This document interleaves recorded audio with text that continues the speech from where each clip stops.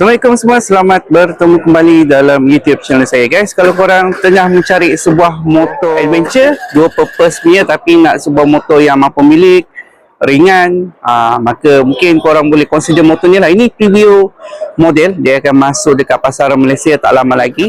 Bila diorang dah tunjukkan dekat pameran motor macam ni, maksudnya diorang akan bawa masuk lah. Okey, yang mana model ni adalah BKX 250.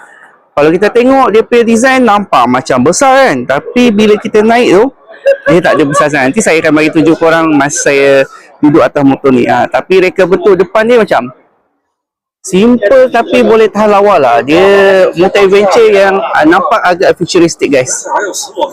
Macam lawan. Siap ada handle guard dekat sini, and then dekat dia punya signal melekat dekat sini melekat dekat handle. Okay, so dia juga ada some guard yang ni, engine cover ni. So nampak style jugalah. Alright, so dekat design bahagian sisi dia nampak ramping saja. Jadi memang best lah main motor off-road yang ringan macam ni. Okay, so dekat belakang dia ada top rack sekali. Okay, grab bar dia melekat sekali dengan top rack. Dekat bahagian sisi dia macam ni. Dia motor yang simple saja. Kalau korang tengok, ni dia letak bahagian enjin dan exhaust dia naik ke atas. Ni dia punya ground clearance, cantik lah korang tengok kan, kotak angin dekat atas. Okay, so dia punya exhaust pun menghalang ke atas.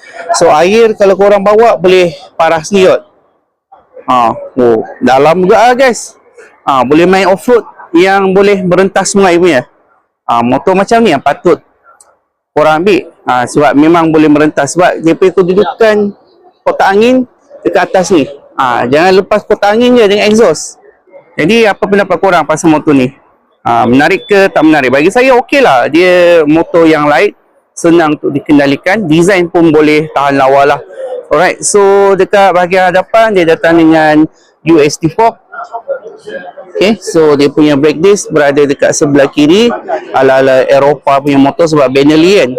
Okay, so menggunakan radial caliper, ada ABS juga. Okay, so dekat bahagian belakang macam ni, dia menggunakan rim jejari. Okay, so dekat belakang macam ni, dia punya tayar pun dadu-dadu. Saiz tayar belakang 130, 80, rim 17. Datang dengan single disc, single port caliper pada Benelli. Dekat bahagian hadapan, tayar dadu-dadu juga. Saiz dia 190, rim 19. Untuk enjin dia pula, dia dikuasakan dengan enjin single cylinder, besaran 249cc. Dan yang menarik, dia punya coolant dia terbagi kepada dua guys. Korang tengok, satu bahagian kiri, satu bahagian kanan. Unik kan? Ini bukan eco tau, ini liquid cool. Memang liquid cool, tapi dia terbagi kepada dua, walaupun enjin dia single cylinder. Alright, so dari segi konfigurasi enjin, dia menggunakan enjin Dodge, yang mana motor ini mampu menghasilkan kuasa sekitar 25.8 horsepower dan juga 21 Nm of torque. So bagi saya, untuk power dia ni cukup untuk sebuah motor adventure yang light-light macam ni. Lagi ringan motor tu, lagi senang actually korang nak kendalikan masa dekat dalam off-road. Motor macam ni dia senang, easy ride. Untuk korang yang berminat lah. Yes, kenapa saya cakap motor dia senang untuk dikendalikan? Sebab walaupun korang tengok dia punya kedudukan tinggi, tapi dia ringan dan juga dia punya seat ni dia tak tebal sangat. Korang tengok seat dia tak tebal, tirus. Dan bila korang naik, macam saya ketinggian 168, kaki memang menjengket, tapi dia senang untuk korang akses ke lantai. Jadi motor macam ni memang senang lah kalau korang nak main dekat dalam off-road. Kalau perempuan yang berketinggian 165 pun saya rasa dah boleh handle. Cuma korang kena fikirlah mana satu kaki nak turun dulu, kaki kiri ke kaki kanan. Ataupun kalau rendah lagi daripada tu, korang kena turunkan sikit fork dia lah. Okay, so dari segi sitting position macam ni lah.